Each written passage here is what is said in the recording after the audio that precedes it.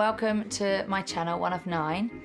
So I've been through a kind of a prayer circuit. It started out like lots of cradle Catholics who the children don't really question what they're doing. They pray, they believe, they are lovely, all those things. And then got to teenage years, and I don't think everyone has to start moping and being difficult about it, but I was mopey and difficult about it.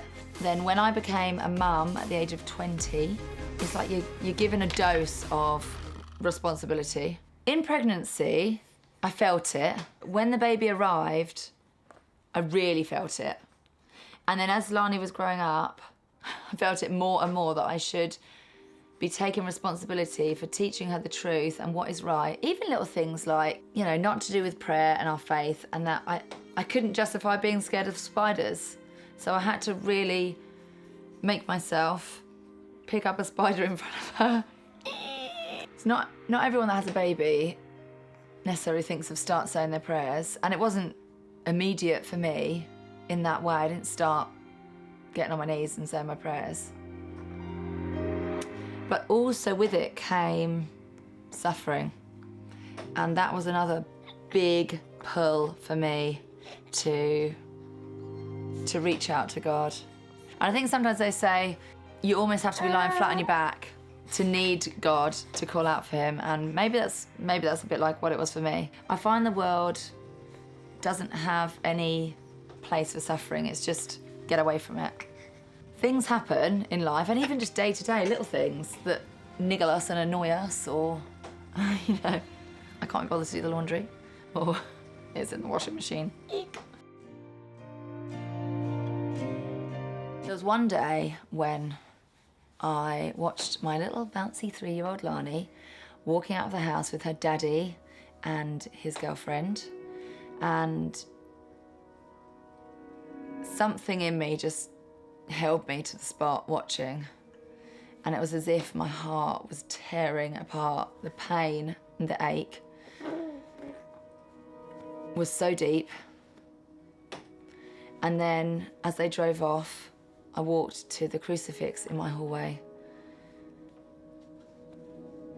and I saw a suffering Jesus.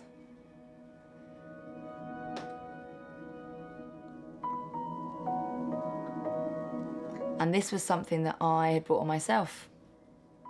This is a situation that I had, a suffering that I had, you know, been responsible for. I was in a relationship in that way before I was married, and so, you know, I had to eat the cake, as it were. And I felt not only the position I'd put myself in, but also of my daughter. And because of my sin, this suffering was not only on me, but it was also on her. And that she wouldn't be able to grow up with her parents together. That's like probably my most deepest and intimate prayer, is that of offering up my sufferings. When things are going well, I just get a bit complacent about things. Habit really helps that, but what calls me immediately to a really deep prayer is that of a suffering or a great need, where I can offer up, or I can ask for prayer for something in need. I'd say when I started coming back to my prayer life, choosing to pray when I was a single mum, it started out more as spontaneous prayer, or thinking, oh, I must say a prayer here or there. Spontaneous prayer is good, and it called me to, you know, step up my game, but I find it's not enough, and there's got to be an order to the day. And I can say that now from coming back to that point, going back to where I was brought up, because if it's just relying on your feelings, then that is good, that's not wrong. But it's just not enough in your day. It just relies on you like having a drama. And so building the habit of prayer into the day, in the spontaneous little things, but into the flow and the rhythm of the daily routine. Oh, sweet girl. So we sit down for a meal, hands together, make the sign of the cross. and we thank God and ask him to bless our food. We offer our day in our morning offering. It can go from anything from wherever you are, make the sign of the cross. Mornings can be kind of challenging. But anyway, we do it. Get in the car, turn the engine on, say a prayer for a safe journey. I want to be safe on my journey, and there's only so much I can do. And I'm in control of myself. I make sure the children are strapped in. But other than that, I'm not in control of people on the roads, and I want some help from above. Being a mum, the routine of my day naturally lends itself to the morning offering, graceful meals. And then there's other little times of the day that I find helps to marry up a habit with prayer. So my sister Lucy had a lovely idea that when she brushes her teeth, she prays for her friends. And then when you go and do your washing up, and we've got a little infant child of Prague and a little icon to look at, and those little reminders throughout the day just link up your habits that you've got already with prayer. Certainly helps me.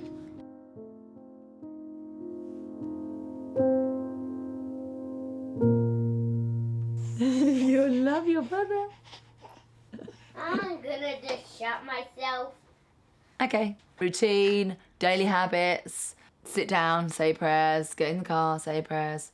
I don't know if this all sounds a bit stale, but Hugo, just be quiet for 5 minutes. Goodness gracious me.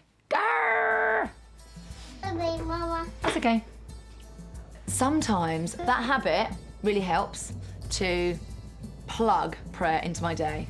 And sometimes I'm really thinking it and thanking God for our food and asking God to bless it, and I'm really there, connected with God.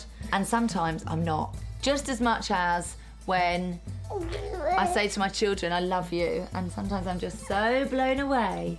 And sometimes I just might throw it on the end of a text, love you, or they're leaving the house, love you, out the car, love you, bye. And I think it's like that with prayer.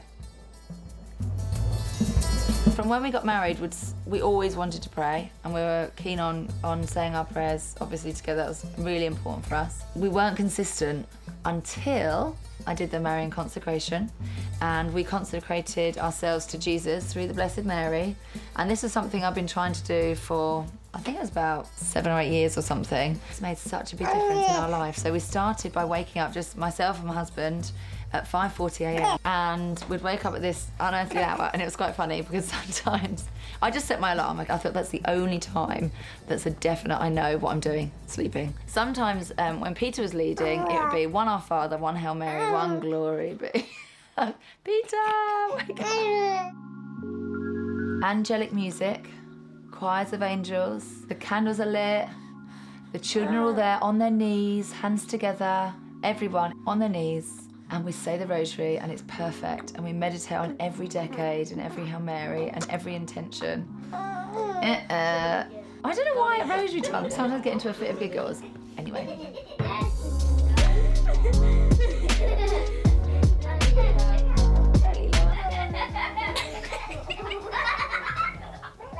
So it's something that I've come to terms with.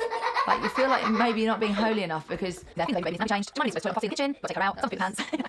Whatever it might be. Go away now, go and sit on the other chair. Right, you two sit up. We might go from fits of giggles to standing on chairs because they're in trouble. But that is okay. And then at times you catch on, you get that little moment where you're with Our Lady walking in the second joyful mystery, and you're praying for charity in all these times. Those little moments will just catch you, and you can just unite again. And it doesn't matter that you've not done it the whole thing. That is okay. That's probably why God wants us to say it every day. You're funny. This book has been so lovely for us. You can see how dog-eared it is. And actually this page is falling out and all sorts. But it just brings us there, doesn't it, Audrey? Some like masterpieces of artwork. But this is one this has stood the test of time for us. There's lots of books that come in and out, but this one's really good. And there's masterpieces of artwork and a meditation. So it just helps to ground us. And children love stories, so I love stories too. And it helps us to enter into that mystery. I know.